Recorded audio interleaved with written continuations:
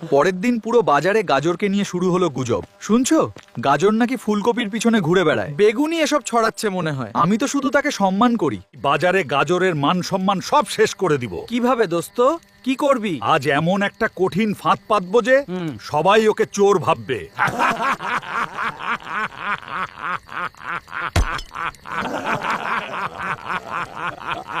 গাজর খারাপ না রে, কিন্তু সবাই ওর বিরুদ্ধে কেন এমন করে? কারণ বেগুন তোকে পেতে চায়। ভালোবাসা কি জোর করে পাওয়া যায় বল? কি আর করবি? চিন্তা করিস না, সব ঠিক হয়ে যাবে। বেগুন গোপনে বাজারের মাতব্বরের টাকার থলে গাজরের দোকানে লুকিয়ে রাখলো। এবার দেখ কিভাবে সবাই তোকে চোর ভেবে ঘৃণা করে। গাজর, তোর দোকানে টাকার থলে পাওয়া গেছে। কি বলেন? টাকার থলে কই থেকে এলো? আমি কিছু করিনি। চোর কখনো নিজের দোষ স্বীকার করে না,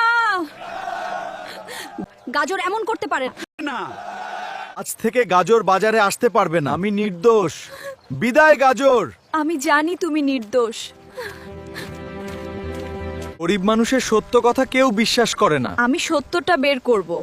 যাই হোক না কেন।